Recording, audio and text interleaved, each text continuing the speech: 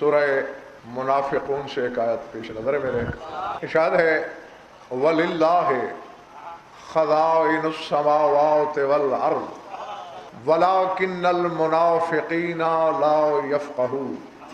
فرمایا ساتوں آسمانوں کے خزانے بھی اللہ کے پاس ہیں اور ساری زمین کے خزانے بھی اللہ کے پاس ہیں، مگر منافقین کو سمجھ نہیں ہے۔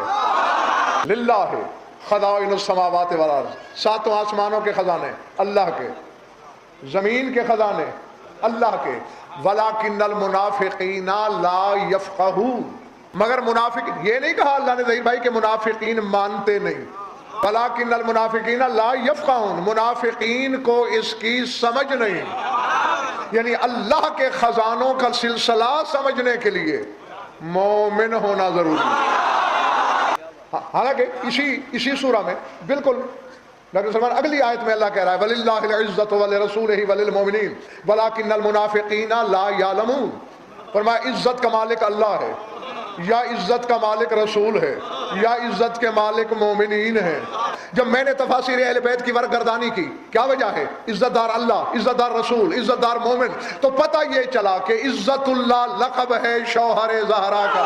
ہاں سپیکر پہ اعلان کر رہا ہے غضنفر، حجرے کی سرگوشی نہیں، عزت اللہ لقب ہے میرے خیبر شکن کا۔ تو اللہ کہتا ہے چونکہ علی میرا ہے میں عزت والا، علی میرے محمد کا ہے وہ عزت، چونکہ میرا ہے میں صاحب عزت، چونکہ میرے نبی کا ہے وہ صاحب عزت، چونکہ مومن کے دل میں ہے۔ تو ملک حبیب ثابت یہ ہوا عزت کے سارے سلسلے علی سے ملتے ہیں، عزت دار ہوتا ہے وہی ہے جس کے پاس علی ہو۔ اور آگے کہتے ہیں وَلَكِنَّ الْمُنَافِقِينَ لَا يَعْلَمُونَ، لیکن منافقین کو اس بات کا علم نہیں، یہاں بے علم بتایا۔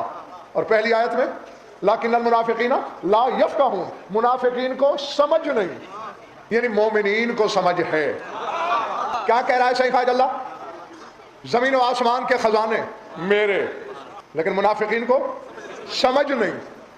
سورہ ہجر میں ظہیر بھائی کہہ رہا ہے اِن مِّن شَيْءٍ إِلَّا عِندَنَا خَزَائِنُهُ وَمَا نُنَزِّلُهُ إِلَّا بِقَدَرٍ مَعْلُومٍ۔ فرمایا ہمارے پاس ہر شے کے خزانے ہیں، ہم معلوم مقدار کے مطابق نازل کرتے رہتے ہیں۔ سورہ بنی اسرائیل میں کہہ رہا ہے، اور اگر یہ آیت آپ نے سمجھ لی تو مجھے تفسیر پڑھنے کی ضرورت ہی پیش نہیں آئے گی۔ قُلْ لَوْ أَنْتُمْ تَمْلِكُونَ خَزَائِنَ رَحْمَتِ رَبِّي إِذًا لَأَمْسَكْتُمْ خَشْيَةَ الْإِنفَاقِ، اے محمد کہہ دو کہ اگر تم لوگ اللہ کی رحمت کے خزانوں کے مالک ہوتے تو تم تو خرچ ہونے کے ڈر سے روک لیتے۔ یہ آیت کا سیاق و سباق، آیت کا مزاج بتاتا ہے، یعنی اللہ عام لوگوں سے کہہ رہا ہے کہ اگر تم مالک ہوتے تو تم خرچ نہ کرتے۔ اس کا مطلب ہے کوئی مالک ہے، کیونکہ ہم جیسوں سے کہہ رہا ہے کہ تم مالک نہیں ہو، یا تو مطلق کہتا کہ کوئی مالک نہیں ہے، وہ تو عوام سے کہہ رہا ہے تم مالک ہوتے تو تم تو خرچ ہی نہ کرتے کہ کہیں ختم نہ ہو جائیں۔ اس کا مطلب ہے کوئی مالک ہے جو خرچ بھی کرتا ہے، ذرے سے عرش تک، شرق سے غرب، شمال سے جنوب، معلوم سے غیر معلوم تک، ازل سے ابد تک کا ملک اور وقت غضنفر دینے کو تیار ہے۔ عقل کامل اور علم مکمل کے چراغ بنا کے ڈھونڈنے نکلو، سوائے 14 کے گھر کے مجھے کوئی نظر ہی نہیں آیا، چاہے وہ آدم ہے یا عیسیٰ، صرف انہوں نے کہا ہے نحنو خزان اللہ فی سماوہ وارضہ، اللہ کے آسمان اور زمینوں کے خزانوں کے مالک ہم 14، نحنو خزان اللہ فی سمائہ و ارضہ، آسمانوں کے خزانوں کے خازن بھی ہم ہیں، زمین کے خزانوں کے خازن بھی ہم ہیں، یا کوئی اور مدعی لا۔ پھر کون سمجھ سکتا ہے ہاشمی کہ اس کے خزانوں کی مقدار کیا ہے؟ کوئی نہیں جان سکتا۔ ڈاکٹر سلمان کتنے ہیں خزانے، کیسے ہیں خزانے؟ پر فی الحال اتنا جان لو جتنے ہیں یہ خزانے بے ہاتھ نے بنائے، ہاتھوں والوں نے قابو کر لیا، یا سردار صاحب اسے یوں کر لیتے ہیں بے ہاتھ نے بنائے اپنے ہاتھوں میں دے دیے۔ وہ دن ہے، آج کا دن ہے۔ حالانکہ قرآن کہہ رہا ہے ملک کے یہودیوں نے الزام لگایا کہ اللہ خرچ نہیں کر سکتا، اللہ نے ہاتھ باندھ لیے ہیں۔ پڑھو سورہ انعام، قالت الیہود ید اللہ مغلولۃ غلت ایدیہم ولعنوا بما قالوا بل یداہ مبسوطتان ینفق کیف یشاء۔ یہودی کہتے ہیں اللہ کے ہاتھ بندھے ہوئے ہیں، غلت ایدیہم، ہاتھ تو انہی کے بندھے ہوئے ہیں، میرے کہاں بندھے ہوئے ہیں؟ وَلُعِنُوا بِمَا قَالُوا، ملعون ہو گئے اپنے اس قول کی وجہ سے، بل یداہ مبسوطتان، اللہ کے تو دونوں ہاتھ کھلے ہیں۔ یہی تو چیلنج ہے. چاہے کوئی والی ریاست ہو ملک حبیب, کہا جاتا ہے طارق کہ فلاں بندہ دونوں ہاتھوں سے دولت لٹا رہا ہے, کب تک چلے گا؟ اللہ ازل سے دونوں ہاتھوں سے لٹا رہا ہے. آپ سوچ رہے ہوں گے کہ یہ خزانے کھانے پینے کے ہیں, سونے چاندی کے ہیں, ہیرے جواہرات کے ہیں. سونے چاندی کے خزانے اکٹھے کرنا میرا شیوا ہے, تیری طینت ہے. اللہ یہ خزانے نہیں جمع کرتا.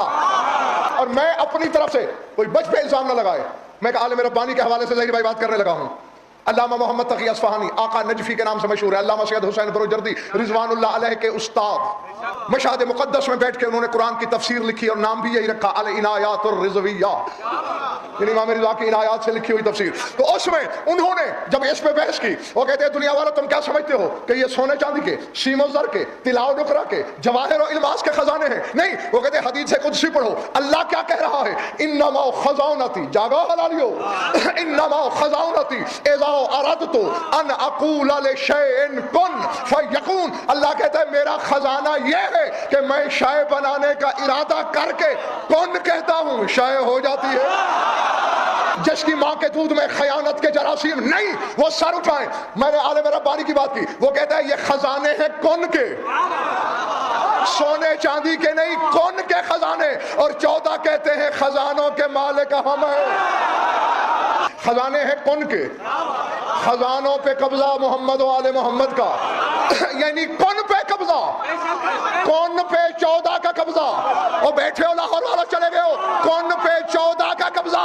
اب سنبھال لو ظرف کو, کلیجے تھام لو کہ کہیں خراش نہ پڑ جائے, کلیجے میں دراڑ نہ آ جائے. ان مثل عیسیٰ عند اللہ کمثل آدم خلقہ من تراب ثم قال له کن فیکون. اللہ کہتے ہیں آدم بھی کن سے بنا, عیسیٰ بھی کن سے بنا. آدم بھی کن سے, عیسیٰ بھی کن سے. کون ہے خزانہ, خزانے پہ قبضہ ید اللہ کا نہیں ہے. دم خم علی کو خراج پیش کرنے کا تو سر اٹھاؤ, میری آنکھوں میں آنکھیں ڈالو. تیرا باپ آدم کن سے بنا, کن پہ قبضہ اس گھرانے کا. اور جس علی کی خیرات کا نام آدم ہے, اسی سے بیٹا مانگتے ہوئے موت آتی ہے. اب سمجھ میں آئی؟ منافقین کو سمجھ نہیں خزانوں کی, ان خزانوں کی سمجھ صرف مومنین کو ہے. امکان بھی ان کے ہاتھوں میں ہے, اکوان بھی ان کے ہاتھوں میں. جو ہو چکا وہ اکوان ہے, جو ہو سکتا ہے. جو ہو چکا وہ قطرہ ہے, جو ہو سکتا ہے وہ کروڑوں سمندر ہیں. محمد و آل محمد ہو چکنے کے مالک نہیں, ہو سکنے کے مالک ہیں. اب اولاد آدم کتنے ارب ہے یہ تو معلوم ہے تمہیں, اور کتنی ہو سکتی ہے یہ بتایا ہی نہیں جا سکتا. تو بھائی جتنی اور ہو سکتی ہے وہ 14 کے قبضے میں ہے. اور یہی تو وجہ ہے کہ علی کے 6 سال کے کھیلتے ہوئے بچے بھی اگر اپنے مزاج کی کروٹ کی سرحد پہ آ جائیں, کہتے ہیں اگر لوح پہ نہیں لکھا کیا ہوا, ہم تو دینے لگے ہیں. اور یہ تو میرے آگے سائل کا اپنا ظرف تھا کہ وہ 7 پہ, ہاں اس کا دامن بھر گیا تھا. ہاں حسین کی ہیں, اچھا چلو کہہ دیتا ہوں, مزاج نے کروٹ لی. نانا کیوں نہیں دیا بیٹا؟ حسین لوح پہ نہیں لکھا. اچھا پھر میں نے 1 دے دیا. حسین کیا کرنے لگے ہو؟ نانا میں نے 2 دے دیے. حسین اللہ نہیں چاہتا 3 دے دیے. حسین اللہ سے پوچھ تو لے 4 دے دیے. حسین تقدیر نے اسے منہ موڑا ہوا ہے 5 دے دیے. حسین کیوں آج مقدر کو کھلونا بنا رہا ہے 6 دے دیے. حسین آخر چاہتے کیا ہو 7 دے دیے. راہب نے کہا مولا بس. جب کہا نا بس, حسین نے کہا جارے کم ظرف. حسین کے سمندر بحر کرم میں پتھر پھینک کر اس میں تلاطم پیدا کر کے جھولی اتنی سی لایا. میرے دریائے کرم میں, میرے بحر وجود و صفا میں کنکر پھینک کر متلاطم کیا. دامن اتنا چھوٹا, کاش تو چپ رہتا. جاگو حلال زادو. مراکب السادت الکرام کتاب کا نام ہے, علامہ عین العارفین حسینی لکھنے والے ہیں. ہاں حوالے کے لیے ٹامک چویاں نہ مارتے رہنا بعد میں دشت تحقیق میں. کاش تو چپ رہتا, قیامت کے دن اولاد آدم ایک طرف آتی. کیا کہہ رہا ہے بطول کا بیٹا؟ میدان قیامت میں اولاد آدم ایک طرف آتی, میرے دیے ہوئے بیٹے ایک طرف. حسین نے اولاد آدم کو الگ گنا, اپنے دیے ہوئے بیٹوں کو کیوں؟ ثابت کیا ہوا؟ اولاد آدم اور تھی جو حسین نے دیے وہ اولاد آدم میں سے نہیں تھے، کیونکہ اولاد آدم کے کوٹے میں تو اس کی اولاد تھی ہی نہیں۔ حسین تو اللہ کے خزانے میں سے دیے۔ اب یہ گھر جا کے سوچنا ضرور کہ جس علی کے بچے کی عطا، جس علی کے کھیلتے ہوئے بچے کی عطا، جس علی کے بچے کا کھیل اولاد آدم میں شامل نہیں، وہ آدم کے ناخلف بیٹے علی خود اولاد آدم میں کیسے شامل؟ عام آدمی کے شبیہ دے دی امجد، عام بندے کے فکرے نہیں، عالم کے ہیں نہیں، مجتہد کے ہیں نہیں، فرشتے کے ہیں نہیں، نبی کے ہیں نہیں، نبیوں کے نبی کے ہیں۔ میدان مباہلہ میں تیرے نبی کی زبان سے نکلا ہوا جملہ دعا کے یوں ہاتھ اٹھائے محمد مصطفیٰ نے اور عرش کی جانب دیکھ کر کہا الہی لو علمت اکرم من ہؤلاء لجئت بہم الیہم، پالنے والے تیری خدائی میں اگر میرے علم میں ان سے کوئی بڑا کریم ہوتا۔ کیا کہہ رہا ہے میرا رسول؟ لو علم تو، اگر میرے علم میں، پہلے اپنے نبی کے علم کی سرحدیں تو بنا کہ تیرے رسول کے علم کی رسائی کا، وہ کہتا ہے اگر میرے علم میں ان سے بڑا کوئی کریم ہوتا تو میں انہیں نہ لے کر آتا۔ حالانکہ جو کہہ رہا ہے خود کون ہے؟ سلطان مملکت احدیت۔